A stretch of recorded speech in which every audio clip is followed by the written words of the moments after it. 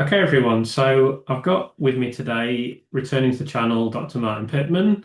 I'm not going to go over his full biography today because I did that in my previous interview. So if you haven't seen that, then check that out. But Martyn was and is an obstetrician and gynecologist.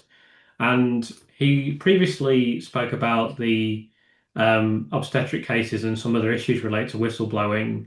But today we're going to specifically talk about child A and child B.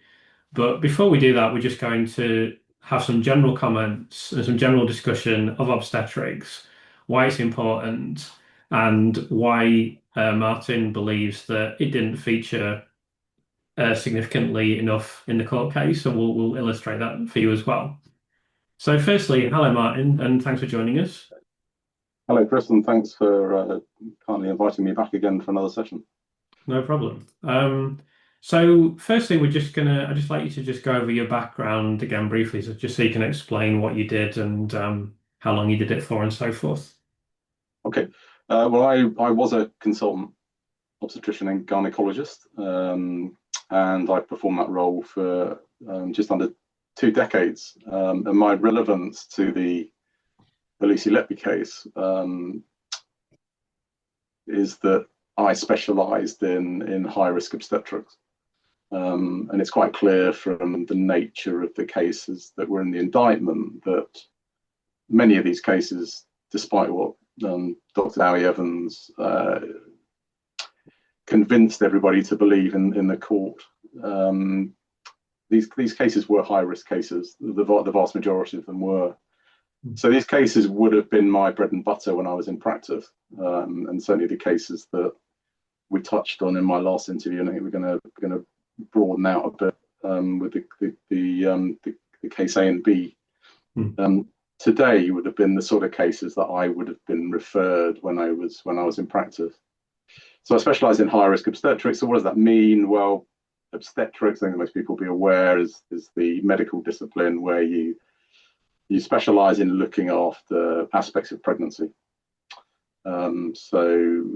Really from to a degree preconception in complicated patients, but principally it's from the moment of conception, getting a positive pregnancy test through to delivery.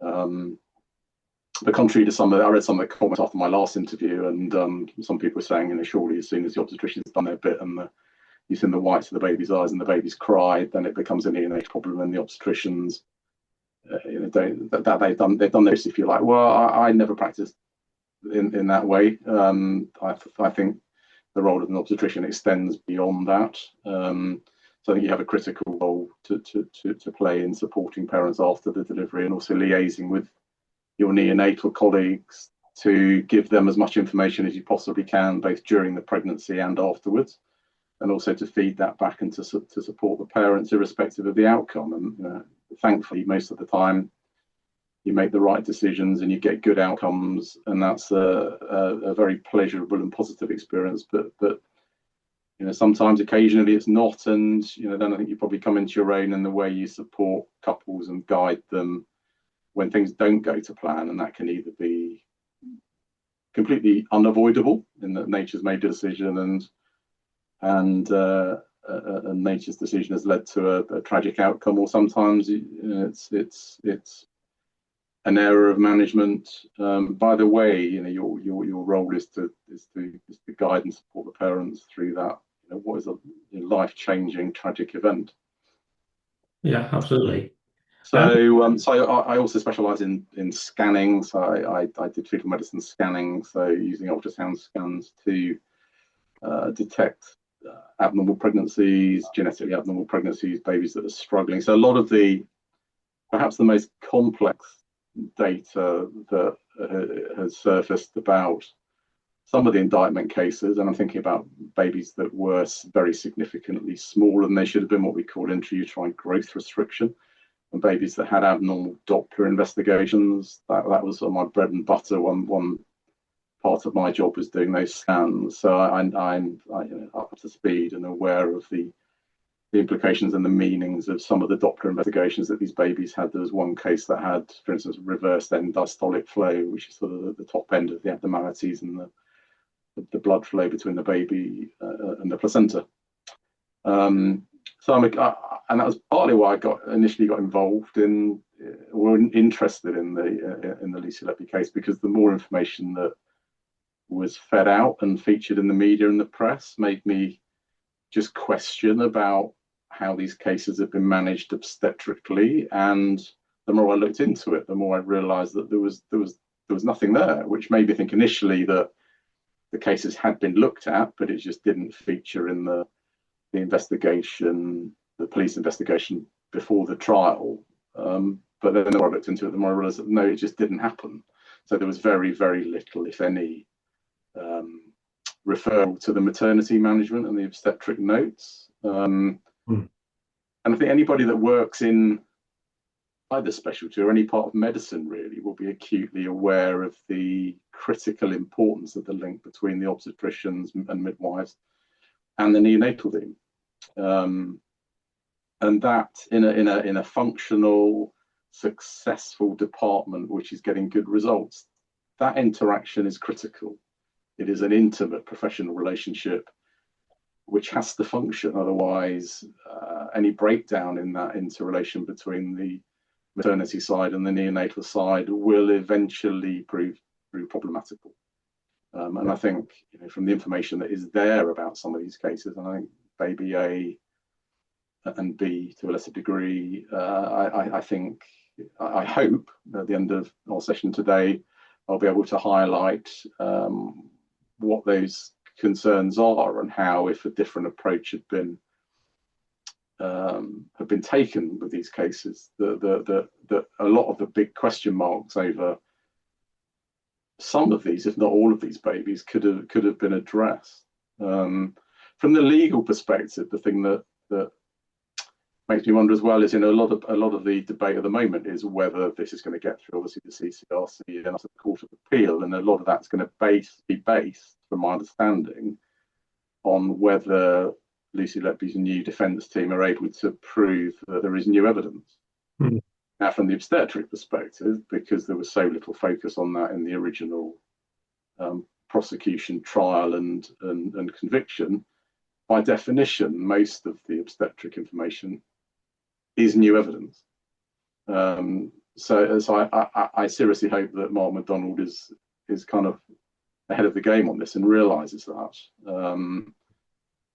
because there are some massive question marks about some of these cases and the decision processes, and actually how well were these babies before they were delivered, and what were statistics around survival rates for the babies. I think there's a consensus of belief now that Dewi Evans's view that these babies are all well, they're all stable, and they're all doing incredibly well medically, and then they suddenly crashed, was very far from the truth. And that some of these babies had pretty dreadful survival probabilities the moment that they hit the resuscitator in the obstetric theatre. Yeah, absolutely. So I hope I'll be able to answer some of the questions about this area, and particularly with the babies that we're going to concentrate on today. But I suspect that I may end up sort of raising more questions that still need to be addressed rather than answering. Well, it'll be interesting, I've no doubt. Please continue. Sorry. On that front, I should declare that I have specifically and deliberately based what I'm going to say on information that I've been able to get access to. So, hands up, I haven't had any contact with the medical notes. I haven't had any contact with the maternity or obstetric notes. So the information that I'm going to put across today is directly from paperwork and documents that are readily available in the public domain, and they are based on my interpretation of what is in them. And I've deliberately avoided some of the information that is on social media that I'm unable to prove. Yeah, that's great. So I'll just mention a few things with regard to that. Firstly, I've seen some of these documents, but naturally I don't have the same understanding as Martyn does. The second thing is, on the subject of the CCRC, Mark MacDonald has Jim Thornton, who Martyn knows. So hopefully one would assume he is going through the notes. We don't know what is available. We don't know what's been made available, but as far as we can see, all the case notes should be made available that were made available to the original defence and that made available to the prosecution. Um, Obviously, as we know, the police have been less than helpful. Some would say obstructive in their attitude towards reports, which is not surprising because they've made a pig's ear of the case. So naturally now they're trying to protect themselves. They shouldn't do that if they were intelligent. I guess if they're intelligent, they wouldn't have made a pig's ear in the first place. But leaving that issue aside, they would just hold their hands up and admit, okay, we were in the wrong, we made a mistake. But it seems that there is no organisation in Britain that is able to do that. It seems that no one is able to hold their hands up and say, we were wrong, we made a mistake. I don't want to talk about this for too long, but this guy was killed in prison the other day who committed these horrendous crimes. Mm. I've forgotten his name now. He was a singer. The singer of a band, wasn't it? Yeah, yeah. Yeah. So what people perhaps don't know about that is his girlfriend reported him continually for 4 years before anything happened. And what people also perhaps don't know is that the police prosecuted his girlfriend. So, because basically his girlfriend knew that he was a paedophile and spent 4 years referring the case, trying, look, will you just look at my, like, I know this. So eventually she made some statements through his mobile phone in communication with him, trying to lure him into saying incriminating things. And then they prosecuted her after that. They lost in court. She was cleared, but they actually spent 2 years prosecuting the person who highlighted. And then when she was cleared, they don't say, "Yeah, we made a mess of that" or anything like that. It's just, well, we still think it was, they didn't apologize. The police didn't apologize. The CPS certainly didn't apologize. And I just think overall that's, indicative of the whole attitude in this country. Probably it exists in other countries, but I think it's particularly bad here. So before we go into child A and child B, I just want to show you something. So Martyn's already mentioned the lack of obstetrics in this case. So I just want to show you. This is the complete trial of Lucy Letby. So here on Monday, the 7th of November, we had Dr. Andrew Blunt, Dr. Joanne Davies consulting obstetrics and gynaecology. She was in the witness box for a little bit. Here on 30th of November, we have a statement. So this isn't even someone appearing in court. This is just someone making a statement.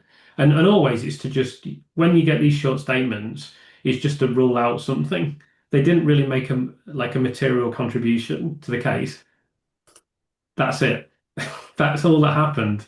So the trial lasted for 10 months. So if we include days off, 200 days maybe, 200, 220-ish. I haven't counted the whole thing. And this was it for obstetrics. Half a day here, and then this guy made a statement. That's it. So we can prove that categorically before we start, just so that people know we're not making unfounded statements. Because people used to say, "Oh, you weren't in court, you weren't in court," but now we know everything that happened in court pretty much. So I just want to make sure that that's clear. So with that being said, sorry, go on. It's staggering. It's Yeah. staggering, and it backs up what I said right at the start. And I think it's we could be talking all afternoon, Chris, about the failings in the legal system and the judicial process that led to where we are. And this is another one. And I think what it highlights, which you've mentioned repeatedly in your previous interviews, is that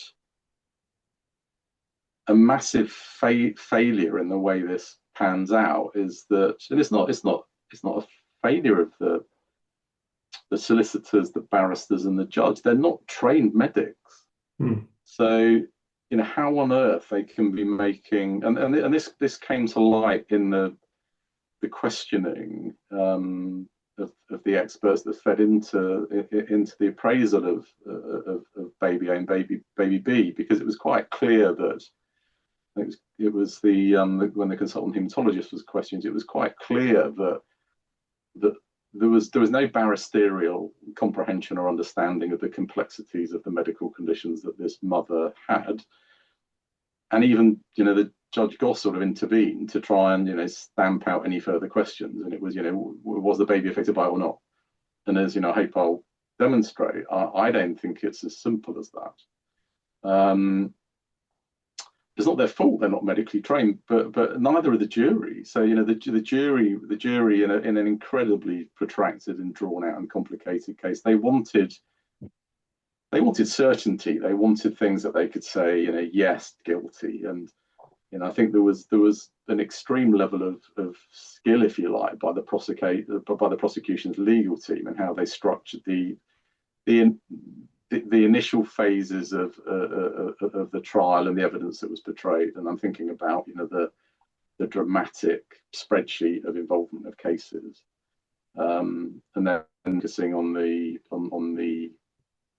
what were portrayed as the smoking gun cases of the insulin cases, and the fact that Lucy Letby had been questioned by the police and had been coerced, if you like, from my understanding, into a she's not an insulin expert, she's not a diabetologist, she would have had very little specialist training in the biomechanics and biochemistry of insulin metabolism. So she was kind of coerced into saying, well, yes, if you say so, then the babies were poisoned, but it wasn't me. Yeah. So, I think the medical complexities of these cases, the lack of obstetric input, which you very aptly and appropriately demonstrated by that slide, demonstrate yet another significant failure of the way this process unfolds, really. And in this case, it played absolutely into the prosecution's hands, into Dewi Evans' hands, because his bizarre theories and lack of appreciation that actually these babies weren't well, they weren't low risk babies. It's astonishing. It is astonishing. And I think I watched Professor Hutton's interview that you released this week, and she was obviously, due to her experience and her involvement in previous medical cases from the statistical perspective, she's remarkably astute about the issues that were critically important. And she's singing from the same hymn sheet as me, and as I think most medics, midwives, nurses, and members of the medical profession would, that these cases should have been looked at by all the relevant specialties. And she also highlighted the other very significant issue that we just deal with case numbers or case letters in this case, and you kind of tend to lose sight a little bit about actually it's not that simple, is it? Because a very, very unusually high level of number of these cases were multiple pregnancies. You can't view them the same, and particularly when you're talking about triplet pregnancies and twin pregnancies that may be sharing a placental supply, then the risk for those pregnancies are incomparable to singleton pregnancies. One of the most active anti-Letby trolls pushed out a podcast or an article about twin pregnancies, and there were some astonishing claims in that as soon as twins are delivered, then they have their risk status is the equivalent of a singleton pregnancy at the same gestation. And that's utter nonsense, because it just ignores the risks in those pregnancies that led to the need to be delivered, and particularly with twins where maybe one co-twin tragically died during the pregnancy. Then we know there are very, very significant risks to the surviving baby, which shoots that argument in the foot. So yeah, sorry, that's a long answer to your let me just mention that not only, well, let me mention a couple of things. So not only was the twin and triplet status not properly conveyed in court, and the significance of this not properly conveyed, but the prosecution actually turned this on its head and tried to say, oh, look, because twins and triplets die and they're from the same family,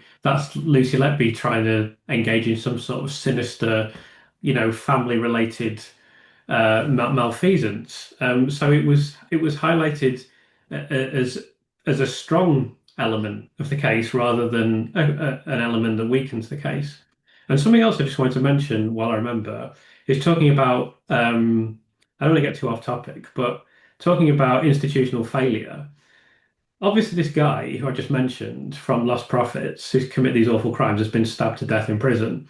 Now, no one's going to feel a great deal of sympathy for him because he was obviously is engaged in these awful acts.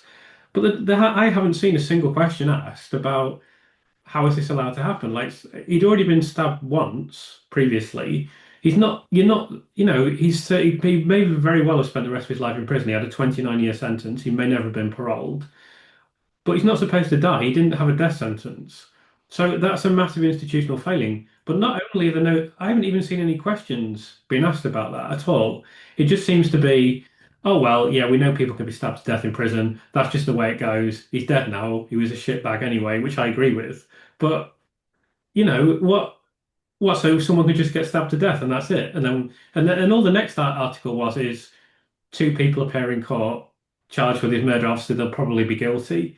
Um, where's the question marks about the prison exactly? And people ask me questions about Lucy, and I've watched this interview with a guy called Peter Tritton, who was a cocaine smuggler, and he explained what happens to Category A prisoners, and he made it sound like they have a lot of protection. But I assume this guy from the Lost Prophets was a Category A prisoner, and he was stabbed to death, having been stabbed previously. Um, Now, I think there'll be an enormous, I do believe, and I believe what I wrote previously, that there will be an enormous veil of security around Lucy because nothing can happen to Lucy because that would be calamitous for so many, it would just look awful, obviously. So I do believe that she's safe because of how high profile she is. But having said, and I should also say, male prisons are rough. I'm not saying female prisons aren't, but male prisons are obviously rougher, men are more violent, aggressive, etc. Um, so I do believe she's safe, but it doesn't inspire confidence when someone who's a very high profile prisoner is just stabbed to death. And not only is he stabbed to death, but no one even says, "Oh, I wonder why that happened. What's the failings at the prison?" And the prison don't say anything. There's no apology or anything. It's just, "Oh well, these two have done it." Well, I just find that extraordinary Yeah, personally. But yeah, I don't know. To me, it's just indicative and you see the BBC article. I mean, I hate the BBC so much. There's no. They should be asking these questions. They should be in the face of the prison service saying, right, what happened? Why this guy's already been stabbed? He's a target because he's committed these awful crimes, and paedophiles don't go down too well in prison. How is it possible he's been stabbed to death in prison? Surely he should have been protected. I mean, isn't that what the prison service is supposed to do? And the questions don't even come. It's just like a couple of days later, oh look, these two scroats are in court now because they've done it. That's it. And that I find that worrying, given that, as I say, people have asked me, is Lucy safe? Is she going to be okay? Is she going to be targeted? She's going to be targeted because of what she's done. Even though we've heard that in the prison, she's not. A lot of people, a high percentage of people now believe she's possibly innocent, which will help her. But these, it's a high level women's prison. I'm assuming not everyone in there is the most stable person you're ever going to meet. So the fact there's good evidence that she's innocent, she would definitely be targeted. If she wasn't given protection, she would be got at, I'm sure. So it doesn't really inspire me with confidence that this extremely high profile prisoner, one of the most famous in the country, not only attacked, stabbed to death, having been stabbed previously. Anyway, that's just a bit of a digression. mm, I do feel it, I wanted to mention that while I remember, because I think it's yeah, important. yeah. So let's go on. Just get sorry, Chris. Go back to the multiple pregnancy bit. I mean, and it is Yeah, relevant to obviously this case we're going to just go on to yeah, discuss, and even more so in a way the triplet pregnancy is having looked into this in quite a lot of detail now, it still remains unclear to me, and it's critical as far as the obstetric and neonatal part of these cases is that it's unclear what's called the chorionicity of these multiple pregnancies. Now that's a complicated term, and I'll explain it. okay. And there's been a bit of information about the triplets in this regard, and the chorionicity basically means the plumbing system that the baby's had, really, and that's determined by essentially how many placentas there are. So the lowest risk twin pregnancy is what's called dichorionic, which basically means you have or dichorionic diamniotic, which is when it gets even more complicated. So what that basically means is that you have two completely separate pregnancies. So you have two sacs, two amniotic sacs, and in each sac you have one baby and you have one placenta and one umbilical cord going between the two. So that's the lowest risk. You have two completely separate circulations for the baby. That's the lowest risk. So that still has a higher risk than a singleton, a single baby. And then it becomes more complicated and encompasses significantly more risk, particularly the higher order the pregnancy, so triplets more than twins, if that situation doesn't exist. So if any of the babies share a placenta, that is where you have a monochorionic twin pregnancy. And that has been declared in the triplets, because it appeared that at least two of the babies shared a placenta. But I've yet to see any clarification from the other twin pregnancies as to the chorionicity of the pregnancies. That may just be that I haven't seen it, but even with twins A and B, I'm not sure I've seen any. In fact, I haven't seen any determination of the chorionicity, and that's critically important, because what can happen, and Prof Hutton mentioned it in her presentation, is this thing called twin-to-twin transfusion syndrome. So if a baby share a placenta, they have one sort of blood volume that is shared between the two of them. So you can get this abnormal blood supply that develops, where you get one baby that to simplify things, scavenges the blood from the other one. So you get one baby that's getting too much blood and one baby that's getting too little blood, and that can have profound effects on the baby's intrauterine health and can dictate the need for sometimes operative, a very clever sort of fetal medicine operative manoeuvres during the pregnancy, but it can sometimes dictate the necessity for the delivery, and it has profound effects and influences on the baby's recovery and neonatal course. But again, that's another pretty extreme example of a lack of information that seems to have been obtained about these babies. I don't know the answer to the question that you raised earlier about how much of this paperwork was released to the defence. I get this distinct feeling that the paperwork that was released to the defence was pretty much all neonatal, because you would have thought that if the prosecution had all of the maternity notes, then there must have been a legal responsibility for them to let the defence have access to it. And one would have thought, if that was the case, then they would have at least have appointed right at the start an obstetric expert like Thornton to go through them. The fact that didn't happen makes me wonder whether the prosecution didn't really see that it was fit to get the obstetric and maternity records. I don't know the answer to that. But you have serious questions about, not just the notes, but the unit itself, and whether obstetrics and neonatology pediatrics was joined up enough on the unit, of course. Oh, absolutely, Chris. And I made a comment about this on social media a while ago when one of the trolls was saying, the obstetrics is irrelevant to this. And I so strongly believe that is an incredibly naive and misplaced statement. And from my own experience, if units are tending to fail, it's very, very rare. You tend to find the services go hand in hand. It'd be very unusual to find a unit where you had a very deficient neonatal unit and an absolutely top drawer obstetric unit. So you tend to find, in my experience, that there are, if you look into it carefully enough, you will find failures on both fronts. So absolutely, if this does turn out to be that this was these tragic cases were because of a deficient, failing unit, I don't think that failure will just be at the level of the neonatal unit. I think there'll be significant question marks about the obstetric side as well. Without doubt, I think they just go hand in hand. Yeah, absolutely. From my own perspective, just to put this in perspective, as far as the obstetricians are concerned, there are two aspects to this. One of them goes back to what I was saying about, your responsibility as an obstetrician doesn't stop as soon as the baby's delivered. I found it very hard when you see these cases unfolding and the number of them and their temporal proximity to each other. Well, where were the obstetricians? Because they've cared for these parents for months, sometimes years, if you looked after them through serial pregnancies. And if babies that have parents they've been looking after then die, then you'd have thought they'd have been jumping up and down to question the neonatologist and to force the appropriate investigations, both medically and outside of medicine, to find out what was going on. And the other thing, from an obstetrician's perspective, is you take a job on because you want the complexity of complex pregnancies.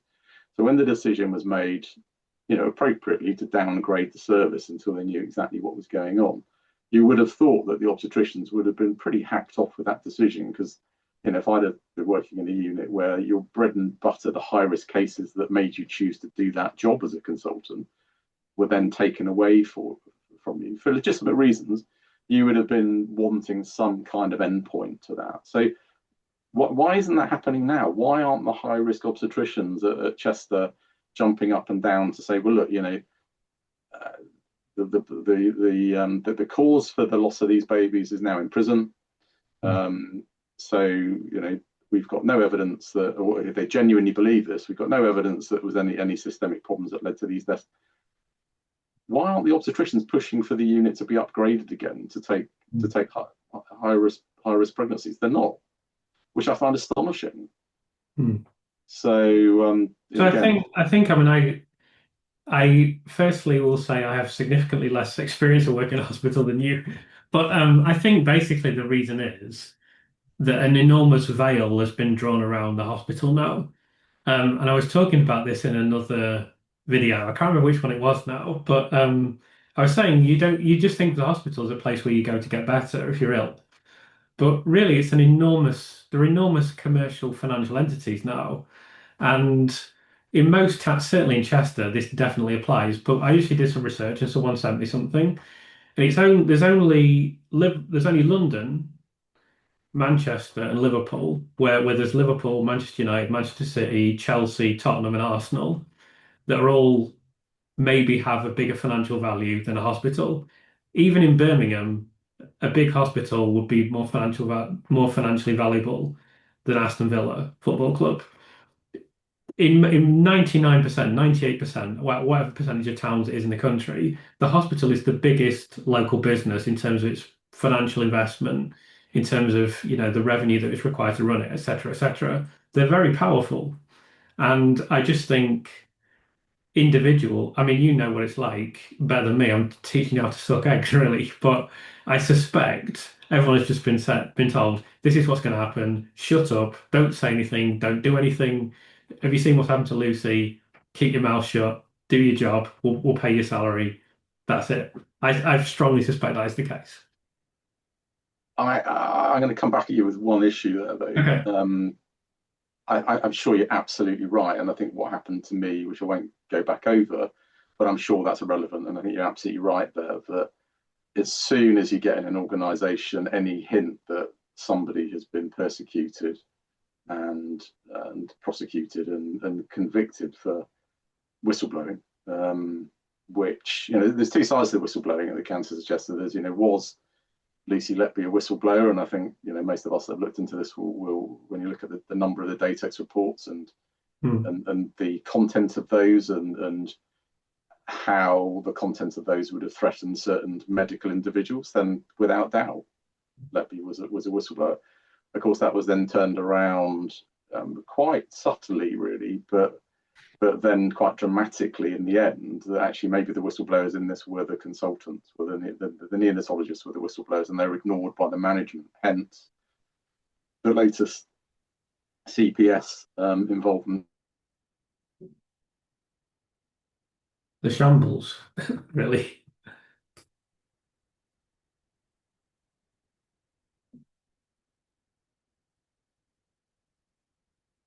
With the prosecution of the manager. So that's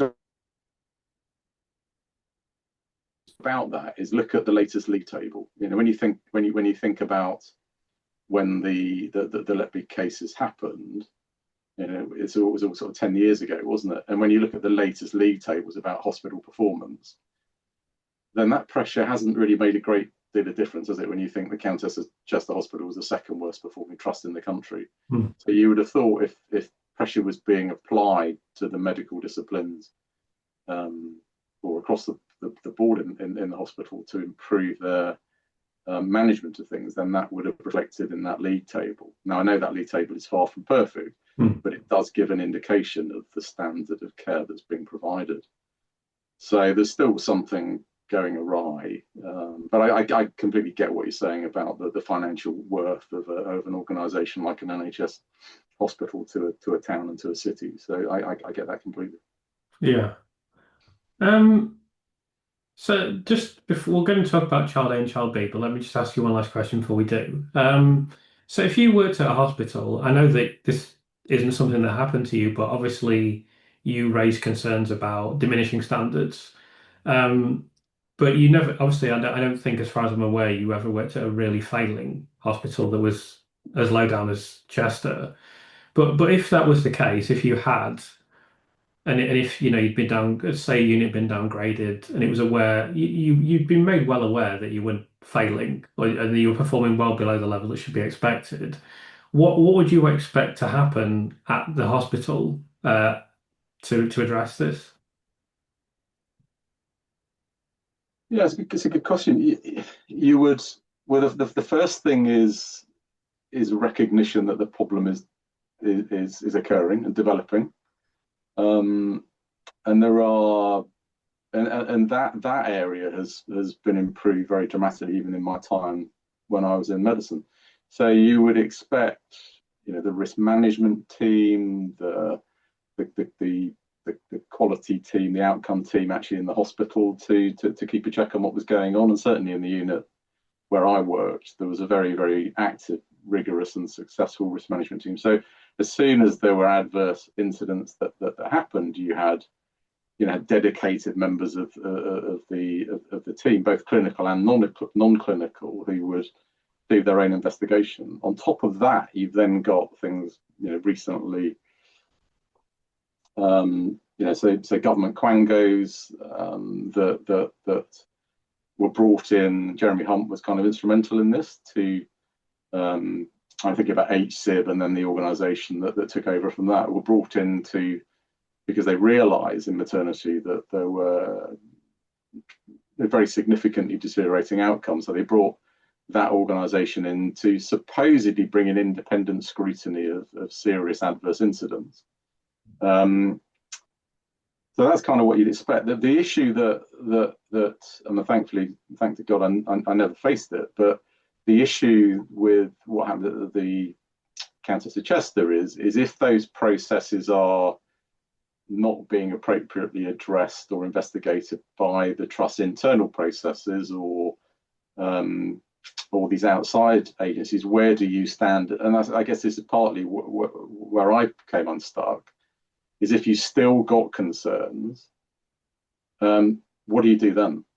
And the issue with the consultants at Chester was, it depends which side you believe, but where do you have a professional or stepping outside of that, a moral responsibility to take action outside of the standard processes? And by that, I mean, when do you decide to individually or collectively, for instance, go to the police or go to or to have a really frank chat with the coroner, which I would imagine would have been the first step before going to the police? Because if sufficient alarm had been raised with the coroner, you would have hoped and expected the coroner would have made a call to say, look, I think this has now reached the situation where we need to get police involvement. And that's the $1 million question, isn't it? Is who's, where was that block? Was it at the consultant level? Was it at management level? And who decided? Because you can see the way it went. They got the external assessor to come and look at the cases. The Royal College came in. It appears that Dr. Horden, who was the external paediatrician, looked at the cases, but then she wasn't given the whole story. So she was placed in a pretty invidious situation to make decisions when she wasn't told about the concerns that the consultants had. And then you've got coroners cases, but then the coroner's not given all the information they needed until several months later. So there's so many question marks that remain over this. But normally you would hope nowadays, Chris, that the internal mechanisms in a hospital, aided by the supposedly independent external assessment of cases that add to that would steer you as to what's going on, and then off the back of that, you then get recommendations about what you need to do to improve things, and that could just be if somebody's made an error in their management, then it's an education side of things, and then it goes all up to and including potentially clinical negligence, and then supporting parents if errors have been made to get in the medical legal route to have those questions answered, and then for compensation if necessary, which can be vastly expensive if it's babies that have been damaged and survive. So that's kind of what you would expect. So you should have internal systems that jump on this sort of thing very early on to give answers, to provide the parents with the answers that they need, and to institute the necessary changes to improve care and to prevent things from developing and worsening. Okay, well, that's great. I won't ask any follow-up questions because we should discuss child A and child B now. So let me just share my screen. So here we go. So here is child A. This is the report of the panel that everyone is familiar with. So child A, as we know, described here as baby one, was convicted of having died from injection of air into the intravenous line, causing air embolism resulting in collapse, patchy discolorations of the skin, and death. And we see in this expert panel verdict some discussion of antiphospholipid syndrome and various other issues that lead them to conclude that the baby died from thrombosis and there was no evidence of air embolism. So we're also going to discuss some of the background to this infant. So this is going to be an education for me, no doubt, as well. So I'm going to be very quiet and I'm going to let Martyn talk about this as much as possible. And if I feel Martyn has said something that I don't understand, I will interject with a question. So I'll hand you over to Martyn, and Martyn will now explain about the obstetric background of child A and why this is significant. Okay. So what I'm going to do, Chris, is to describe, and I think it's for you, but it's also for the non-medically trained viewers of your podcast. I'm going to imagine with this case that I received a referral from a local GP or a community midwife of the mother of babies A and B, and I'm going to describe to you how I would have received that referral, how I would have managed it, and how I think that could have radically changed the outcome for this mother and these babies. And I'm going to do that because I think it will highlight why what happened. And I think it's also going to indicate further why a detailed review of the maternity notes and obstetric notes are critical in understanding what was going on here. So, Shuley's summary of that case and everything that I found through looking at all of the publicly available documents about this pregnancy don't tell the whole story. So, to go back to my aim about how I'm going to do this. So, this lady was young; she was in her 20s, and she, at a very young age, had a CVA or a stroke. So as soon as you get a referral like that, as an obstetrician from a community midwife or a GP, your alarm bells are ringing because you're thinking, "Wow, this is significant," because that has to be something pretty profound in a fit, healthy, otherwise young lady to have that kind of catastrophic or potentially catastrophic medical problem. So you realise when that happens that there's going to be detailed investigations to find out why that event happened. And in this lady, there's part of it we know, and there's part of it that is a bit unclear. Now, the bit of it that we know, which is what Professor Lee highlighted and certainly came up in in the court case over this case is the diagnosis of antiphospholipid syndrome. So that is and this is where it gets complex for the non-medical people. This is a pretty horrible immune condition, which commonly presents in young ladies, and certainly from the obs and gynae perspective, it normally presents with ladies pitching up at the other side of our jobs, which is the gynaecology clinic or infertility clinics, with ladies that have had a terrible miscarriage history. Now, we don't know that with this lady, but commonly it's ladies that have had, and it can sometimes be, an absolutely horrendous number of sequential miscarriages. So they don't have any successful pregnancies, but they have lots of miscarriages. And part of the workup for that really sad scenario, and it tends to be after ladies have had 3 sequential miscarriages, is they get a couple of arms full of blood taken out of them. And one of the investigations that they have is for conditions akin to antiphospholipid syndrome. So clearly that lady had this done. So she would have had. Before we go any further, can we just explain a little bit about what antiphospholipid syndrome is? Yeah, it is an immune condition where you have, and to simplify it, you have antibodies in your blood which basically act against you. So there's an array of conditions called autoimmune conditions, which is a blanket term given to conditions where basically the body's functions misfire against itself. So there are several conditions, antiphospholipid syndrome being one of them, and it can present with blood clotting problems. So in this lady's case, we know that she had, and I'm assuming it would have been a blood clot mediated stroke or CVA. But the most common reason this is picked up without a family history, and again, we don't know whether this lady had a family history or whether it was a de novo. So in other words, she was the first person in her family to present with this. We don't know that because that hasn't been declared. It's quite possible that the first suspicion may have been her presenting with this, devastating complication at such a young age. So this condition makes you more likely to form blood clots. So you can have things like called anticoagulants in your blood.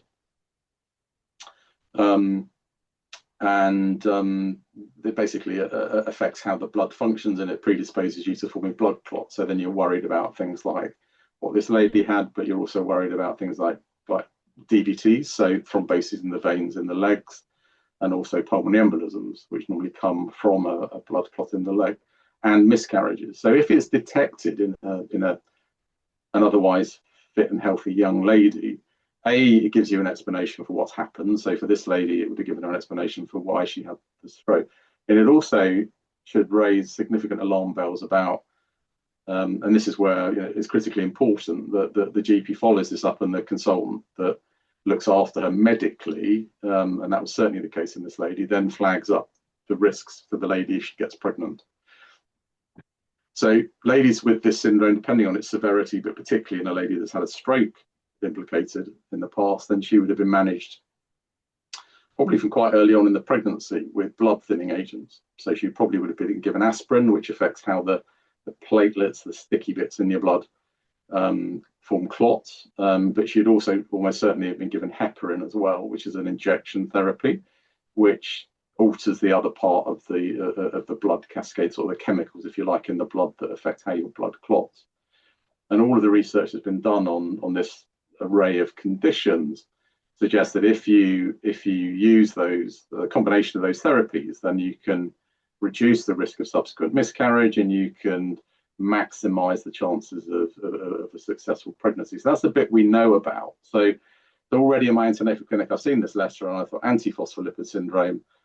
So the first thing you're thinking is presumably this lady would have been referred to a specialist clinic. And we know from what's available in the public domain that this lady, despite living in Chester, have been seen by clinics in London, and I think is it UCL, I think maybe, and there's also talk of Great Ormond Street being involved as well. So we know she had specialist input from some of the high-end clinics in London. So there would have been a chain of communication between her GP in Chester and this clinic saying, this is what we've got, this is the diagnosis, this is what she needs for ongoing treatment, and she's young, she's of reproductive age, so this is how she needs to be managed in pregnancy. Now that's a bit we know about. Now there's other bits that we don't know about, which is whether or not this lady also had a condition called SLE, or systemic lupus erythematosus, which is an even more complicated medical term. And that's another autoimmune condition, and it's very closely linked with antiphospholipid syndrome, but you can have both. So you can have some ladies have APS and some ladies have SLE, and some people unfortunately have both. And there is a significant suspicion from some of the history about this lady, and I think in one of the documents. Can I just mention and make this clear to viewers that this was not mentioned in court, was it? This was something that was absolutely not even discounted. It just simply wasn't part of the prosecution. It wasn't discussed. No one knows this. The jury's never heard this. But we know because we've seen the documents.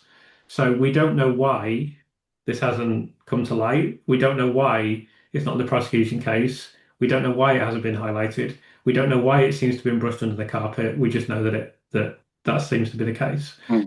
Yeah. So please continue. And it gets a bit more sticky as well, because certainly in all the documents that I've seen, there's only one document out of the, I haven't added them up, but the myriad of documents about this case, and it's in one tabulated version of some of the cases, and then there's a little box where the sort of cause of death and relevant maternal history, where SLE remains on it. In all of the others, and I think the documents for this case differ from a lot of the other cases, where there are an enormous amount of redaction boxes that are labeled INS. And a lot of those seem to be directed towards the medical maternal history. Now, I don't understand, for the life of me, I can't understand why it would be appropriate for everybody in the world to know about a history of antiphospholipid syndrome, but why any possible additional existence, if she had SLE, would be redacted. There's no reason. There's no sort of medical confidentiality associated with lupus that there wouldn't be with APS, unless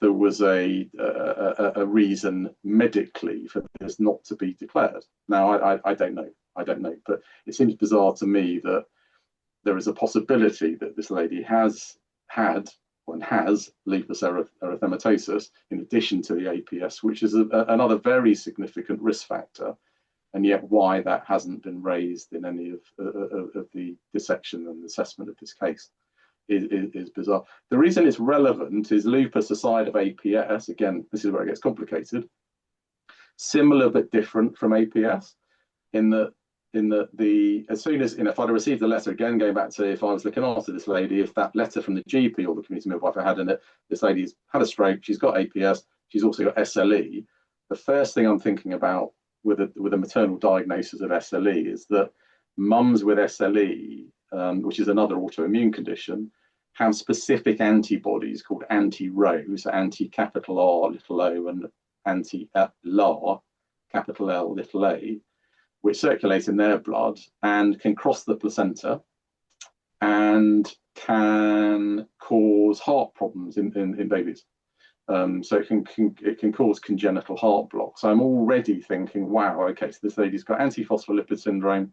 So we're talking about blood clotting risk, we're talking about placental problems. So we're going to have to monitor these babies like a hawk with serial scans, because antiphospholipid syndrome, you can get a placental condition, which Shu Lee mentioned in his report, where the placenta basically gets all gummed up with little thrombi, and they can affect the baby's intrauterine growth, but little fragments of those can get into the baby's circulation, which can cause problems. But then on top of that, I'm thinking, wow, okay, we're going to need to monitor these babies for heart block. And that's where the antibodies attack the baby's heart. And that is a really significant problem for the babies. Normally presents in utero, but obviously has, potentially significant effects for the babies afterwards. So, and I don't know whether that was the case with these babies. So going back to what I would then have done in this situation, the first thing I would have done would have obviously been taken a detailed history from the mother. So I would have seen her very early in my antenatal clinic with the letter from the GP or the community midwife to go through the history with her. It seems like this lady's mother was also heavily involved as well. And then I would have found out the name of the consultants in London that she was under, and I would have urgently written to them to get a summary of their care. I'd have urgently written to the GP asking for copies of any letters from the London clinics to be sent to me so I could look at them. And then as soon as I've got them, I would be thinking about how to optimize the care of that pregnancy. So I'd be thinking about keeping the lady on the anticoagulants. I'd be thinking, well, okay, we've got to monitor the babies very regularly. So you do early scans to check out the placental function, back to what I was saying about the Doppler, the blood flow, if you like, plumbing assessments for the placentas. You'd organise an early scan because the lady's going to be worried, particularly if she's had early miscarriages, that the pregnancy is progressing okay. With the SLE perspective, that's a multi-system disorder for the mother, but the specific things that you'd be worried about related to pregnancy are you would have put money on the fact that she was likely to get preeclampsia, which of course it appears is exactly what did happen. So you'd be very, very carefully monitoring her blood pressure, her urinalysis, looking for protein, and you from day one you'd be saying to her about the sort of symptoms to look out for, sort of headache, sudden swelling, flashing lights in the vision, that sort of thing, and to present to the hospital if she had any concerns about those. So then you get the letters back from the specialist clinics, so you confirm and refute all this. Once you've got all of that, you'd then be making definitive plans to optimize the safety of the management of that pregnancy. And most maternity notes have got sections in them where you flag up the medical conditions for that mum. And I was always renowned for using a red pen if there were any significant problems. And I used to write in big red letters, in this lady it would have been antiphospholipid syndrome, the implications and what to do. SLE, what's renal function, and then the critical thing about this is it's not just about managing the pregnancy, it's having the wisdom and the foresight to think, I need to let the neonatal guys know about this as well, because there's a very high chance that A, these babies are going to need to be delivered early, and B, we need to know the antibody status to notify them that we might have babies that have got a risk of congenital heart block. So I don't know, did this happen? It appears to me from all of the paperwork that I've looked at that there was a distinct and apparent lack of communication between the obstetricians and the neonatologists about this pregnancy and what was going on. Because it doesn't appear to me that there was any awareness when the decision was made to deliver that the neonatologists knew what might be coming their way. And the reason I say that is that none of the notes around the peri-delivery period for these babies suggests to me that the neonatologists were aware about what was coming. And the thing added to that is if you look at the seniority of the neonatologists that attended the delivery, for instance, they were both junior. Now, another critical issue about the timing of this case, which I don't know whether anybody's looked at, is the day that these babies were delivered on, because they were delivered at a weekend. Now, that should make any difference as far as the safety of what's going on, but it does. And particularly in a unit where we know the consultant neonatologists thought it was appropriate to only do 2 ward rounds a week, one has to question about their level of attendance out of hours in a weekend. Now, I would have thought that if there had been any suspicion of a delivery of 31-week twins with this maternal history, that I would have hoped obligated consultant attendance at the delivery, and that didn't appear to be the case. The other issue, going back to the optimal management of these ladies, Chris, is I would have, if it hadn't been done already, I would have arranged an urgent early scan, and then of course the risks to the pregnancy go up exponentially on the realization that this lady hasn't just got a singleton pregnancy, she's got twins. And even more so if this is a monochorionic twin pregnancy. So that raises the stakes yet again, but pretty much every single risk in the pregnancy increases with the realization of a multiple pregnancy, but particularly because of the link between preeclampsia and SLE and the abnormal placental function that you tend to get with both. You're going to have a very dramatically increased risk of preeclampsia as well. So that just adds more to the interest from the obstetric perspective, and how you're obligated then to forewarn your neonatal colleagues about the risk of the pregnancy. And I'm unclear as to how much of that happened.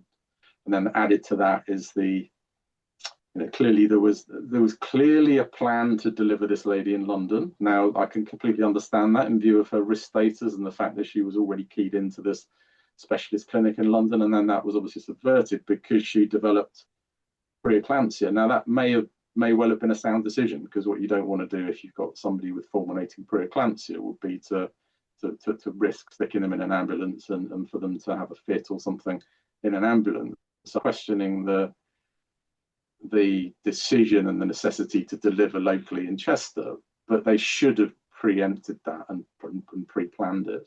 And I'm not convinced that was the case. The other issues, and we could literally be talking all afternoon about my concerns about this case. The other issues that I don't think questions were asked, let alone addressed about this case is the actual indication to deliver, because all of the focus was on maternal preeclampsia, which may well have been the case. But there's also comments about concerns about the babies. Now, what were those concerns? Because the birth weight of if we just concentrate on twin A, so we're looking at 31 weeks, and the birth weight was, I think it was about 1.6 kilos. So if you look at the centiles for that baby, interestingly, the baby wasn't small. So the baby was an average size. So that would suggest that the placental function wasn't bad enough from these underlying medical problems to have adversely affected growth. So, but if it wasn't the growth problem that led to the concerns necessitating the delivery of the baby, what was the concern from the fetal perspective? And then added to that, so that's a huge question. Added to that, the decision was made clearly to deliver this lady by cesarean section, completely understandably. Now, that would have been covered, depending on the degree of urgency, by giving the mother a drug called magnesium sulfate, which has been known for years now to neurologically stabilize the mother. So it makes it more likely for preeclampsia to develop into eclampsia, which is where the mum fits. So those conditions are a pregnancy-specific high blood pressure problem. So you only get it in pregnancy. So magnesium sulfate is neuroprotective to the mother, but it also improves the outcome for the babies. But it does have cardiac effects on the babies sometimes. So, and then you think, well, hold on a second, we've got SLE. Do we know the antibody status of the mother, and therefore could this pose a risk to the babies? And we're now giving magnesium sulfate, which can have issues for the babies as well. And the other thing added to it is, in some of the documentation that's coming out, is there's evidence also this mum had a condition called obstetric cholestasis. Now, that's again another complicated medical problem that we don't really fully understand, but it's a liver condition. So for some reason, in pregnant ladies, and sometimes ladies that are on the estrogen-based contraceptive pill, it affects their liver function, and you get this condition called cholestasis. Now, we don't really understand what agent it is in this condition that can affect babies, but in a small but not insignificant number of babies, cholestasis can again cause heart problems. So for these babies, it's uncertain, as far as I'm aware, as to whether the mum has got anti-Ro and anti-LA antibodies that could affect the baby. And we've now got cholestasis, which can affect the baby's heart rates. And then around the delivery, they've been given magnesium sulfate. So another cardiac concern for the babies. And then on top of that, you've got, because these babies were pre-34 weeks and they were being delivered by cesarean section, and again, I haven't seen any evidence either for or against this, you would hope that the mother was given prophylactic steroid injections. So these are given to the mother, and it basically, to simplify things, matures the baby's lungs. Now, if you think, bearing in mind that in baby A, despite Dr. Evans saying that this baby was completely well and there were no concerns about any of the numbers that this baby was demonstrating before the collapse, that's frankly completely untrue, because the baby had a persistently elevated respiratory rate that was unexplained as far as I can see. It is highly relevant as to whether this mum and these babies were exposed to antenatal steroids, which would reduce the risk of neonatal breathing problems. So so if we then come forward a bit, so I don't think I'm missing anything out. So we're uncertain as to whether SLE was there. We're uncertain as to the antibody status. We're uncertain as to what the fetal risk was that led to the decision to deliver, whether it was purely maternal. And the decision made to give a general anaesthetic, which again were worthy of querying, but potentially not unreasonable. There are merits certainly to avoiding general anaesthesia, and certainly in the absence of any blood clotting problems, being aware the lady's on heparin, so that may have dictated the importance of avoiding a spinal anaesthetic because of the effects of the heparin, possibly.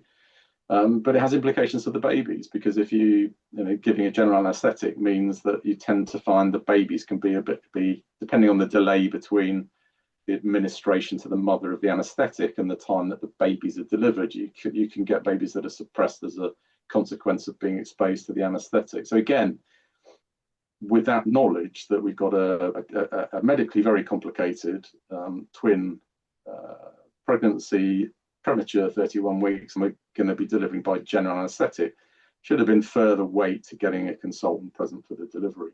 And that's important because then if you look at the birth conditions of these babies, baby A was born without a heartbeat. It was born asystolic. They didn't have a recordable heartbeat, which is incredibly unusual in this situation, which I mean, given how common would that be more generally? Like, how common is it that babies born without a heartbeat? Asystolic, pretty uncommon. Yeah. Pretty uncommon. It's not at all unusual for babies to be born with a slow heartbeat because of the mechanics of what they're going through. For the baby, and it was actually recorded the baby was asystolic, and it took a bit of encouragement for the baby to pick up and to get a heartbeat. But you have to wonder if that had been maintained, particularly if there was a possibility that this could be an antibody-mediated heart block that had caused this. But this is all conjecture. That I've got no idea about whether that's true. But the fact that baby was born asystolic and you had relatively inexperienced members of the neonatal team there is concerning. So, but anyway, both the babies picked up. They were transferred to the special care unit. It appears all we've got from the obstetrics perspective is I can't remember who it was who was interviewed in the actual trial, and there was a poor recollection. It may have actually come out in Thurwell, but there was a poor recollection of the case. But all that was recorded was that it was a straightforward cesarean section, and there was minimal blood loss, which doesn't really tell you a great deal, really. So then we get to the babies down in special care, and again, recurring concerns that, and this is where Shuli sort of touches on this, but then if you look at it globally about what we can glean from some of the other cases, this practical procedures appear to have been a major problem in that unit. And the number of babies that took repeated and sometimes quite high order numbers of, for instance, attempts to put in breathing tubes, endotracheal tubes. But in this case, very relevant because it was, again, it appears that baby A was used as a teaching exercise for putting in these lines. Now, I'm very, very pro teaching, and obviously junior doctors have to be trained, otherwise they'll never become senior doctors and consultants. So, but there's a time and a place, and again, this makes me concerned about the level of medical information that was provided to the neonatologist about these babies, because with this maternal history of antiphospholipid syndrome, perhaps less important from the SLE perspective, that because of this possibility that the mum had it, and she'd already demonstrated the increased risk that she had of the blood clotting problem, how certain were the team that the babies wouldn't be affected by this postnatally? I haven't seen any evidence that they actually had the necessary information to make that decision. But what they should have realised is that if there was any possibility that there could have been antibody transfer across the placenta to twins, then the last thing in the world you want for those babies is for them to themselves be at increased risk of forming blood clots. So what you want to then avoid is the babies becoming dehydrated, so you don't want them having any time without appropriate levels of fluid, bearing in mind that they wouldn't have been initiated on oral feeding. So you then duty bound to to give them intravenous fluids, and also sugars, because they're preterm and have a risk, and we know this from the other cases, a risk of developing hypoglycemia. So there should have been a pressure to establish intravenous access immediately in these babies, and to initiate appropriate levels of intravenous fluids so that they don't get what's called hypercoagulable, so your blood getting dehydrated, if you like, and they're more likely to form blood clots. Added to that is what you certainly don't do, is to then put in what is essentially a foreign body, which are long lines into these babies. And there were, again, repeated attempts to get UVCs into twin A by, it appears, a junior neonatologist, and it was misplaced. There was obviously concerns that it had gone into the liver, then it was placed again, and it was still misplaced. So all of this time, the baby is not getting fluids. And you're doing an invasive procedure, which in itself increases the risk of getting blood clots. You're putting a foreign body in, which it appeared it was not appropriately placed, without any fluid going through it. Now, it's back to first year clinical medical practice that you don't put intravenous lines in and without flushing them, because it's a foreign body and you'll form blood clots. So the decision was made, rightly or wrongly, and I'm not a neonatologist, so I don't know the answer to this, to take out the UVC. So that's a fine tube that goes in through one of the umbilical veins into the baby's circulation, which are relatively easy to put in, thinking back to my days in neonates. But the decision was made to take that out, to put in a long line, which is a technically more challenging line to put in. But then there were several hours where no fluids were put through that. So you've got a baby that may be hypercoagulable because of the possibility of having inherited the antiphospholipid syndrome, that is then becoming dehydrated without fluids, and it's got a foreign body.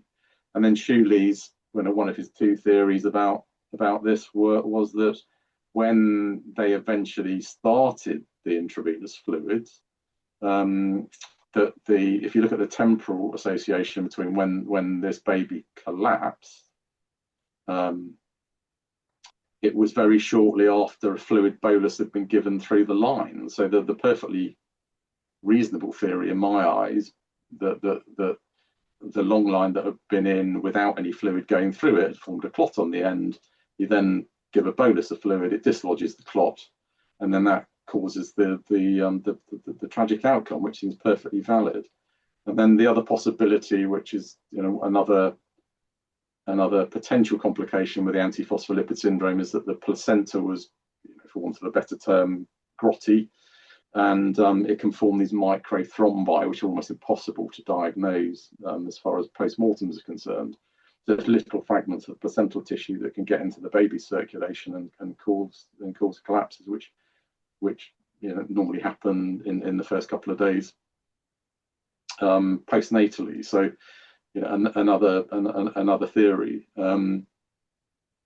So to me that makes sense. There's all sorts of stuff. I'm aware of the buzz on social media about this, and there's certainly one video out there that kind of tries to come back at Shuli, because in this case, in his summary, he has a bit of a feature about the air embolism, and this baby at post-mortem, I hasten to add, was found to have a non-occluding clot in the liver, which demonstrates that the baby was forming blood clots. So again, it backs up the blood clotting aspect of this. But it also had a sort of a switch of some of the blood vessels in the lungs, and it also had a patent foramen ovale. So that's the link between the two smaller chambers of the heart.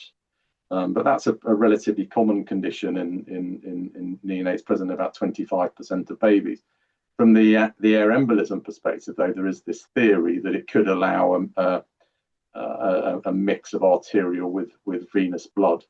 But to my understanding of it, the ability for any air that gets into the venous system to get across the PFO into the arterial circulation has to go against the pressure gradient. So I'm not sure that argument washes. So yes, we've got the blood clot on the post-mortem examination, and we've got the sort of the unanswered question about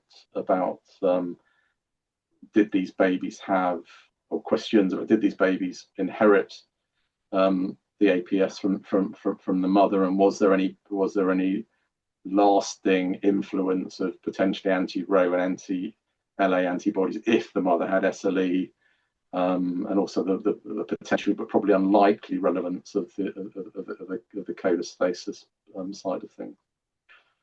So that's the bulk of the what I could glean from this case, Chris.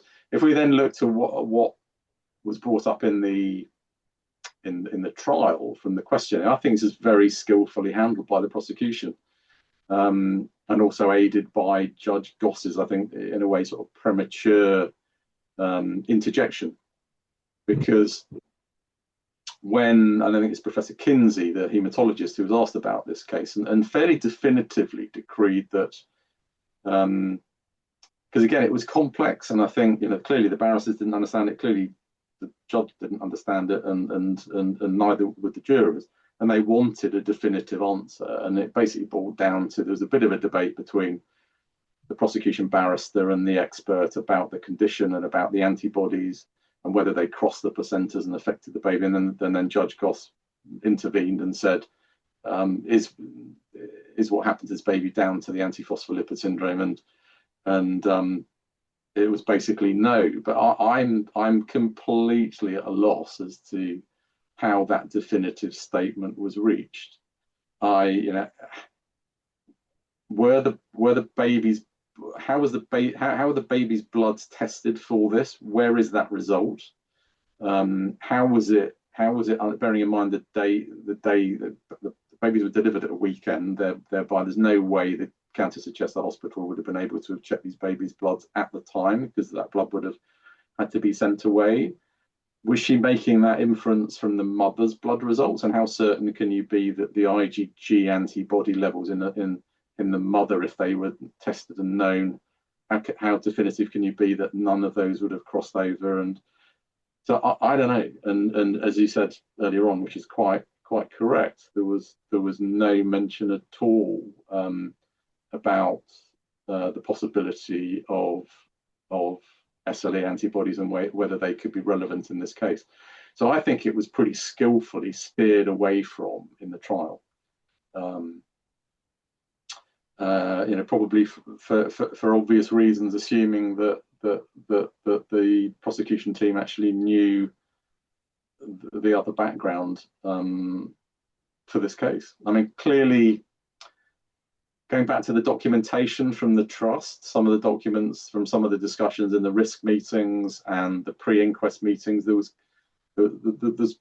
plenty of evidence that the unit was concerned about the risk of this case becoming a medical legal case. So in other words, they were worried about them being sued about this. Why were they? What was it about the management of this case to lead them to be worried that this could be a legal case, unless there were aspects, as I've highlighted, aspects about this lady's background that they hadn't been made aware of, but realised retrospectively that could have caused an issue with the babies. So, I think, as I say, I could go on all afternoon just discussing the finer points of this case, Chris, and I think probably I have done exactly what I said I feel I would do, which is to raise more questions and provide answers. Yeah.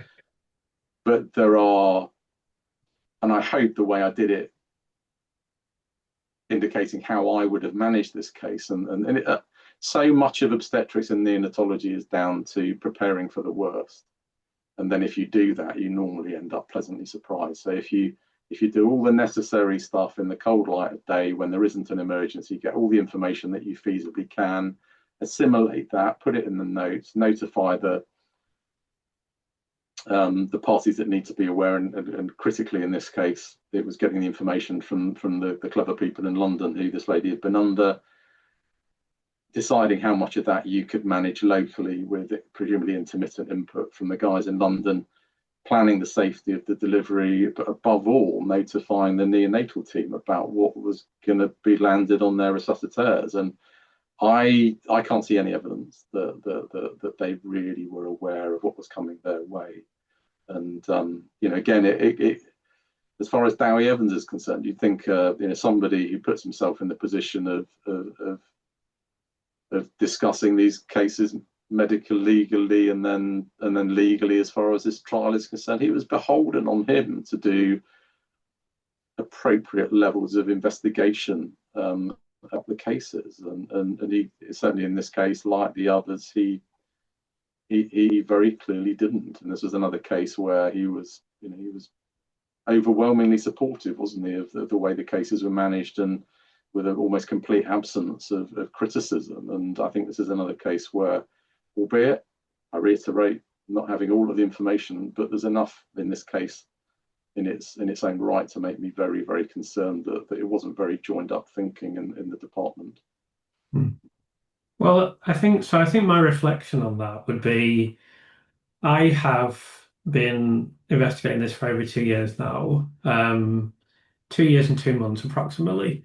So obviously, when I began this, I didn't know anything. I just had a strong intuition from hearing on the radio that this could be an unsafe conviction. And within a few days, I was pretty much convinced I was correct. And then over the last 2 years and 2 months, I've obviously now interviewed about 60 people. I don't want to go through all the specialisms of people I've interviewed, but every conceivable area that you can think of that I could get hold of someone. I don't know how many nurses I've come into contact with now. I mean, I've interviewed many for my book and obviously Michelle for this channel, but I've come into contact with dozens, if not hundreds. And I haven't seen anything. I've not seen a single thing that is pointing to guilt in that time. And I've got an absolute, almost an incomprehensible amount of evidence pointing to the fact that this is an unsafe conviction.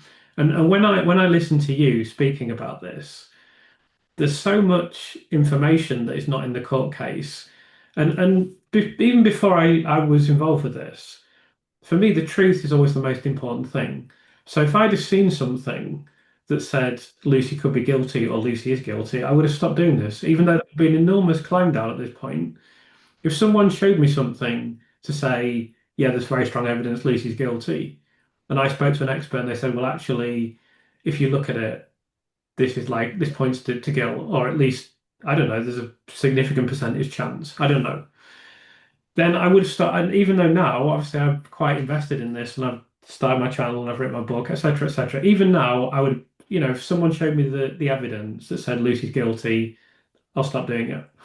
But every time I speak to someone, the impression becomes stronger and stronger that this is a miscarriage of justice. I mean, I'm 99.9999% certain that Lucy's innocent. The only reason I don't say 100% is I don't make claims that I can't back up. So I can't be 100% because I wasn't there, just as no one can be 100% certain that she's guilty, as Dewi Evans will claim, for example. But I'll show you something on the screen now so you can see this, and so viewers can see this, right? So this is the court case, and this is the complete trial, and this is what happened on each of the days. So I've highlighted the word police, okay? So we've just seen at the start, before Martyn was speaking, how much obstetrics feature. Look how much the police feature in this case. So it's 42 days the police are in court. There's either 1 day or 2 days if you're generous where obstetrics feature, but the only time an obstetrician is interviewed is on 1 day. So the police are in this case, what, 40 to 50 times more than obstetrics? And all it is, if let's go back and look at child A and child B, right? So police all the way through it. Just the police going, oh, we asked Lucy this and Lucy said that. And oh, look, we got this text message saying she bet on the Grand National and all that kind of crap that they put in the case. All these people, apart from, there's a little bit here from Arthur's who just said, yeah, there's air, but it doesn't prove anything. All these other people are just people who worked in the hospital. These are people who worked in the hospital. And then basically here, there's Evans and Bohin. And then the rest is just police, people in the hospital. Did you suspect anything? No, we didn't have any idea. And that's it. And that shows you the caliber. Yeah, the other issue with this, Chris, and it's probably is equally pertinent to these twins as it is to baby O, is that nothing that I've suggested is rocket science. Nothing that I've suggested is in any way difficult. And the array of questions that I've raised about this mum and what the obstetricians and therefore the neonatologists should have known about these mums is very, very easy to find out. I mean, any card-carrying obstetrician given access to this lady's maternity, obstetric and delivery notes will be able to find this. I reckon an hour with the notes, and I would be able to give you an absolute black and white, assuming that the documentation was obtained from the consultants in London, which again we don't know. But if it is, then I should be able to answer all of these questions within an hour. I should be able. I wouldn't even need Dewi's cup of coffee. And it's the same with the triplets. I mean, all of the debate about all the trolls are going off on they're changing their story, and you've got Shuley saying it was a traumatic delivery. You've got Dimitrova and Aiton saying that it was a massive hemorrhage from needling the liver. And you just think, well, give me the notes, or give an obstetrician the notes, or question who did that delivery, the triplets delivery, and just find out about the delivery. I mean, the cesarean section. I spent most of my surgical career in obstetrics, certainly as a consultant, doing some of the most complex cesarean deliveries that went through our department, including a fair number of triplets. And from my experience with triplets, they were a joy to do because the womb is so much bigger, because you got so much baby and placenta and amniotic fluid, and the babies are disproportionately small. But from the surgical perspective, they were a delight to do. They were actually pretty easy to do. It's more the issues for the mother of stopping the bleeding afterwards. So all this stuff about a traumatic delivery, it should be very, very easy to delineate whether it was or not. And then you've potentially you've either confirmed that if for instance baby O was a difficult delivery, was it a breech extraction, was it difficult, was there a lot of twisting involved, did the baby's head get stuck between one of the other triplets? That's something that you're certainly going to remember, and it's something as the operating obstetrician you would make a note of if the delivery was difficult. And I can see that if it was a difficult delivery with rotational maneuvers to release the baby and to get it down, then yeah, I can see feasibly how that could happen. But I would add to that in 30 years as a practicing obstetrician, 20 at consultant level, doing hundreds and hundreds of cesarean deliveries, to my knowledge, touch wood, not only did I never cause a subcapsular hematoma in a baby, but I never even saw one. So that doesn't mean they weren't there, but they were obviously clinically not detectable. So it's further weight to what we've been discussing all afternoon, that it's a travesty that the obstetric side of these cases wasn't looked at, because you could clear a lot of these question marks up with getting any card-carrying obstetrician to look at them. And these are just two of the cases. The other one was baby C, was it? Which was was it C or D? The one, the 37-week lady where there was prolonged rupture of membranes where antibiotics weren't given. I mean, that's another one, which is, that's week one of being an obstetric SHO, when a lady presents with ruptured membranes. In relation to this, I've mentioned this previously, but in the Channel 4 documentary, he was trying to come back with Dr. Evans was trying to come back with something to Professor Lee. Professor Lee said, "Why didn't you mention any of the conditions in the hospital? Why haven't you given any context?" And then he said, "Oh well, actually, I did criticize the amount of time that the delay in antibiotics. That was the only thing he could cite, that there was a delay in antibiotics in child D.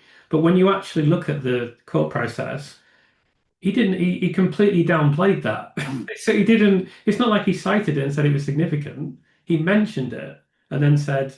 But I have to wonder with that, Chris, whether, because there's documentation certainly that I've seen about that case, where there was input from a barrister, wasn't it, about that case, and that barrister had decreed that the management of that case was indefensible. and that wouldn't stand up. So so again, it's similar in a way to this to the twin A, that there was far more concern about, oh God, are we going to get sued about this case, and actually the deficiencies in the care. Because again, if you look at that baby, you asked me in the preamble to the discussion about baby, about how things should work in a decent department. Let's focus on that baby. So it must have become pretty evident shortly after that baby died, when they did a review of the management, that baby was infected, and it had a pneumonia that was almost certainly caused by negligent mismanagement, by not giving the mother antibiotics. And this has been that is in every obstetric maternity guideline that I've ever worked with throughout my career. To give greater than 24 hours, you give intravenous antibiotics, and it reduces the likelihood of an ascending infection. So as soon as that was known, where was the evidence that the risk management and clinical governance in the department at the Cancer Chester thought, oh my God, we screwed up here, that this is indefensibly poor management. An outcome has either been caused or is partly responsible due to that. And then it should have then kicked off department-wide notification of all of the doctors. This has happened, this was a mistake. And it should have been whoever was in charge of risk management at consultant level and the risk midwife. There should have been a department-wide notification that this has happened. We need to learn from this, and therefore to prevent future bad outcomes. This is a reminder of the guideline. So here's the guideline, and then. But did that happen? No, I don't know. It might have done, but I suspect it may not have done. So it doesn't give the impression that it was a unit that learned from suboptimal outcomes and did everything in their power to prevent them from recurring.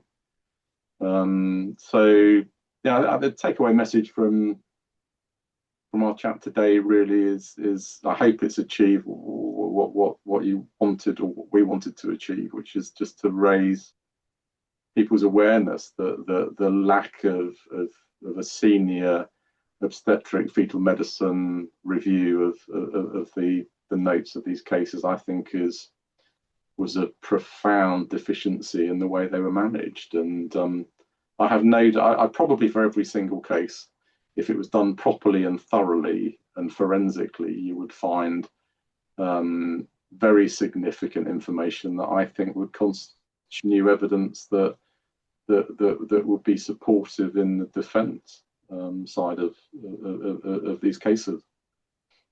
And you think Jim Thornton will find this, don't you? Oh, Jim Thornton's. If you mention Jim Thornton's name to anybody of certainly my generation of obstetricians, he's right up there. He's one of the most respected and revered, not only clinical obstetricians but also academics, because he was involved with the Cochrane database, which is basically the Bible of evidence-based medicine. So Jim is. You could hardly find a better informed evidence-based obstetrician to forensically look at these cases. So yeah, absolutely. It was great news from my perspective when I heard that Jim's services had been recruited. But it's all I don't know where the legality of this lies, Chris. Whether let's assume that the maternity notes for these cases weren't obtained by the prosecution. I don't know where Mark McDonald stands now with saying, I want that. I don't know where does he have a legal right to those? I don't know now the case is over. Maybe if it went back to a retrial, I don't know the legality of that. But no. if those notes weren't a specific part of the documentation that the prosecution used to compile their case, I don't know where it stands with the defence asking for them. I don't know. And neither do I. I'm not giving it as good a guess because I don't know. No. It's I don't know. So for example, if we look at Child D here, just basically we finally see these are the only bit where there's some experts, Dr. Sally Ogden from the hospital. Just basically, the whole thing is the police, the families, and then interviewing people in the hospital. Did you do anything wrong? No. And then it goes to Evans and Bone, and they just Evans comes in, and I suppose the two things that we must the number one thing we must emphasize is that we just mentioned Child O, for example, that the fact that Dewi Evans put air embolism in that case as as a serious cause of the clinical picture of the infant is laughable. It just has no basis in anything. Yeah, But but in if these you cases, I just mentioned it briefly, just in the why this is really important with Child A and Child B is he brought forward this crap air embolism thing that we know now is it has no basis. It just is spurious. But they used the patterns of that case and then just s- used it all the way through the court case. Just said, "Oh look, there's a rash." Again, we don't know what the rash is. Well, you know what yeah, happened with but Child A and Child I B. think it's even more pertinent, Chris, with regard to A and B, because if I'm having read his when he was questioned and cross-examined about those cases, it came up that his initial theory about twin A was that the baby had been either suffocated or exposed or given a noxious agent Correct. IV. Correct. But it was retrospectively that after he'd cobbled together his theory about air embolism for others that he then discounted that and said, oh no, maybe it was. So it was even that was retrospective in this Mm. case. So it was Yeah. so he'd come up with this theory and then he made, and this is my whole theory about the use of air embolism with this is it's kind of the I just have this funny feeling that he went his entire medical legal career waiting for a case that he could unleash air embolism because it is always there as a potential on the list of differential diagnoses as a possibility, but it's always right down at the bottom. Mm. And of course, he was in a way in an enviable position because it's impossible to prove and it's even harder to disprove, which was kind of the basis of Professor Arthur's evidence, really, and that he hastily did his study of, was it 500 cases at Great Ormond Street, which showed a startling frequency of evidence of air in the great vessels. But even that was kind of misquoted. But if you look at, you can kind of see the difficulty that the jury had and if you look at the case C, if you look at any of these cases, the reason that the jury went the way they went is it can be partly explained by the fact that no, let's say about D with the lack of antibiotic use. The reason the jury went the way they went was that there was no senior obstetric input feeding into the defence that could say to Ben Myers, you go down this route, pummel them on this. So you can, it was never Evans's bizarre and absolutely dogmatic opinion, and this is the diagnosis, and don't, how dare you question me otherwise, wasn't really adequately opposed because you didn't have the expertise feeding into the defence to question it on issues like this, where it should have been very, very straightforward and easy to have given counter evidence that shot his arguments out of court. Really, it's bizarre. I think looking at Child A and Arthur's, as you mentioned, this study, if you were medically qualified and in the jury, you'd be able to look at that and infer things from it. And I suppose the other situation would be if you have a very logical um, forensic mind that is able to examine these things. So I believe if I was in the jury, not pat myself on the back too much, but I believe I'd be able to see, right, well, this guy is the expert, has just told me it's definitely this. But this other guy has just said, well, this happens quite a lot because look at the percentage of the cases where this occurs. So as soon as I saw that information in the Court of Appeal document, I was like, but there's air present quite a lot. I mean, that says there has to be a doubt immediately. Mm, Immediately. mm. But I think for the jury who are hammered over the head by this process, like, oh, first there's the parents, then there's the police, then there's someone from the hospital, and there's someone else from the hospital, and there's days and days and days of just, and then as you rightly say, no experts coming back. That's really the big problem. Even though this case shouldn't have gone to court, I feel if Lucy had been properly represented and the situation had been properly represented, she probably still could have had the result that she deserved, for want of a better term, I guess. I But think. Prof. Arthur's study, Chris, as far as I'm aware, it was hastily arranged in Hmm, preparation for the trial. As hmm. far as I'm aware, it's never been written up. It's never been peer reviewed. It's We certainly never can't been. find it. We can't find it. So, It's certainly never been published. And then, essentially, what were his conclusions? It was basically, well, you see the air pretty frequently in neonatal postmortems, 25% of the time. Its presence doesn't necessarily in any way mean that it was injected for malfeasance reasons, and its absence doesn't rule it out. hmm. So it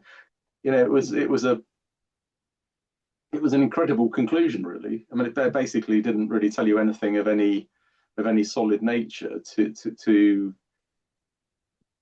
aid the committee, apart from confusing the jurors that, oh, okay, you've got this very experienced doctor that says it may be due to injecting air, but the fact that it wasn't there didn't rule it out. I mean, it must have been incredibly confusing Yes. um, for the jurors. So I pity I think the jurors were put in a really, really impossible situation Yeah, because of the absolutely. way the evidence or the lack of evidence was presented and how it wasn't adequately challenged for reasons that none of us know.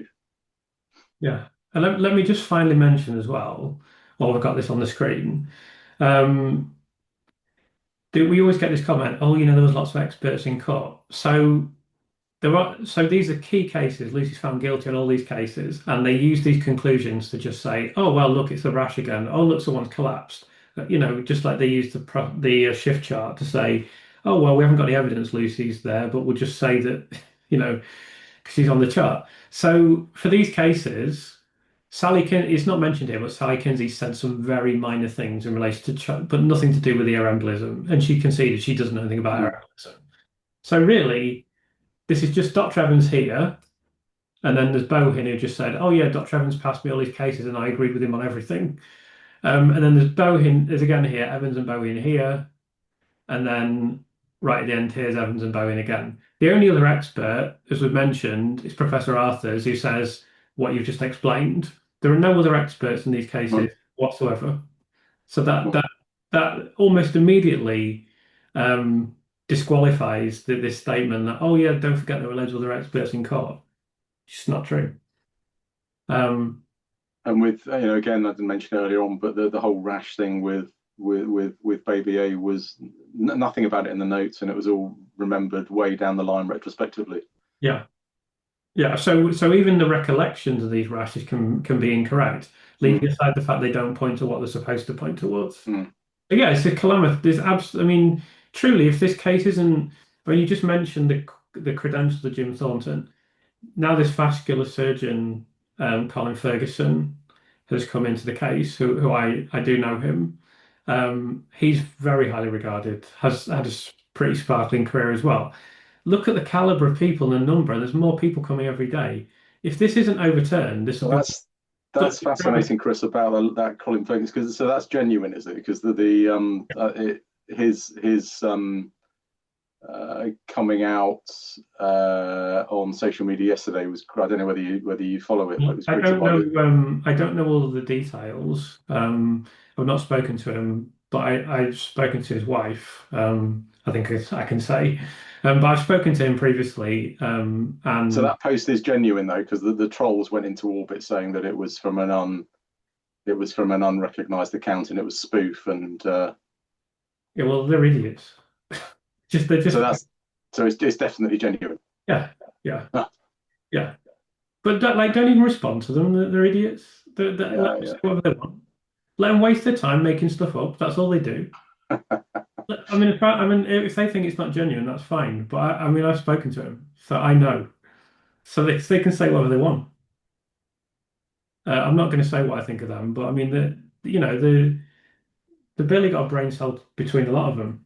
They've no. I mean, as I said, I mean, I've interviewed I don't know how many people over 60. It's going to be more. I've got more people coming on. When have they ever interviewed a healthcare professional between them? Have they even interviewed one between them? Never. So Mm. even listen to them. They can say whatever they want.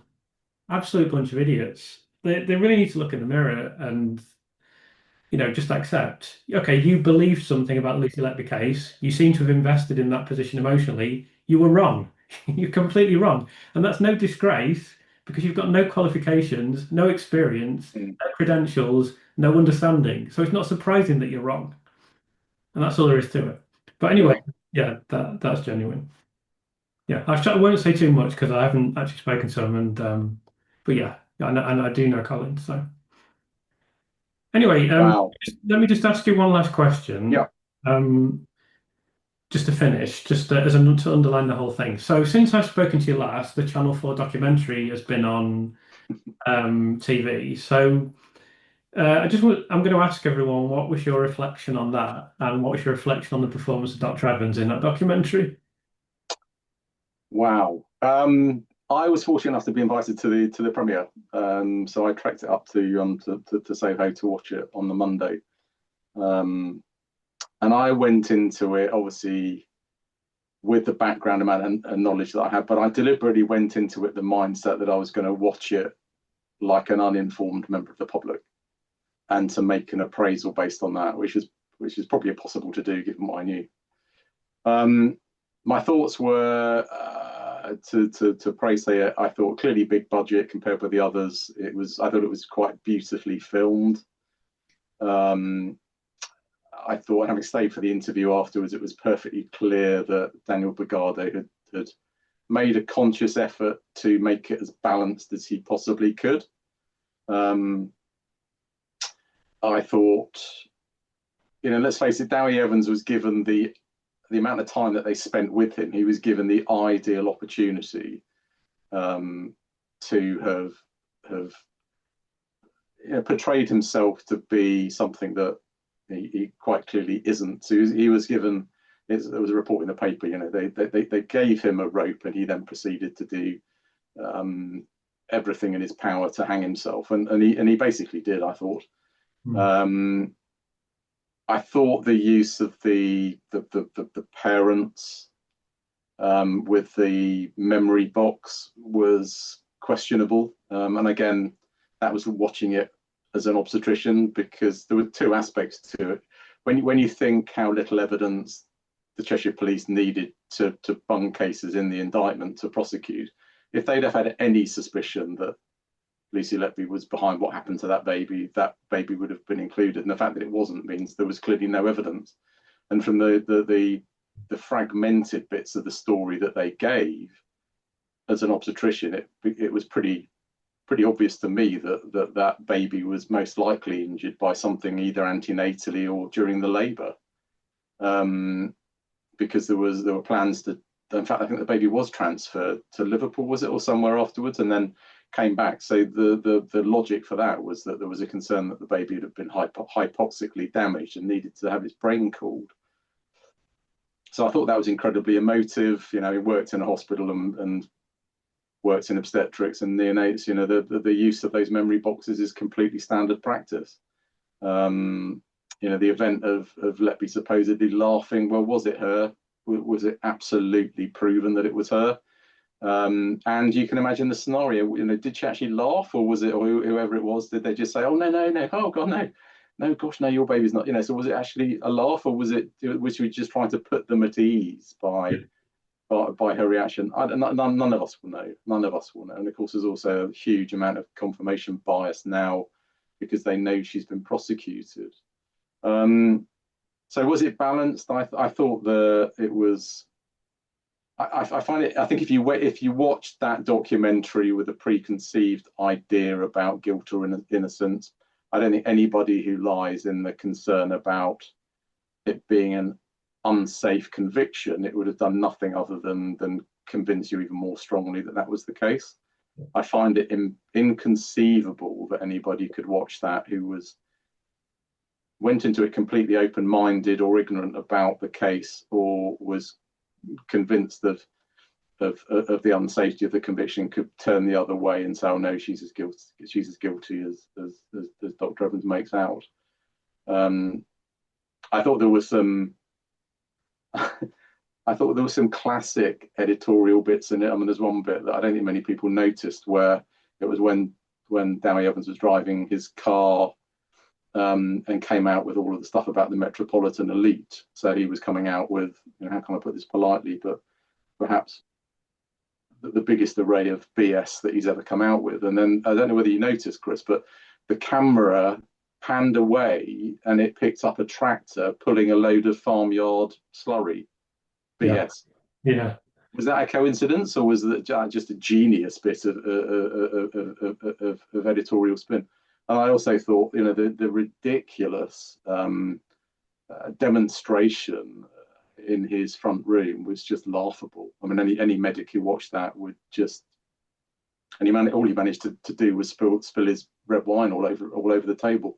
I mean, to claim that is relevant to a neonatal scenario, when he basically just put his supposed heir in an adult giving set without putting it through a volume controlled machine, and then and it going through a minutely thin neonatal intravenous line where you'd need significant pressure for it to run through, was laughable. And even that was, I mean, again, it was if you listen to the music behind it, it was almost like clown-like music that was going on in the background. So I thought, from the professionalism of the way it was all put together and filmed, it was commendable. I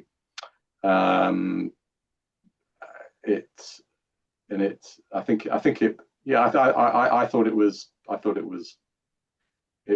was very good. If you look at the three recent ones, I would put it in the it's pretty clear which was the panorama one was the most cringeworthy, and to have to retract a lot of it afterwards was just mortifyingly embarrassing. And the other ITV, was it the other one? TV. Yeah, I thought that was scientifically far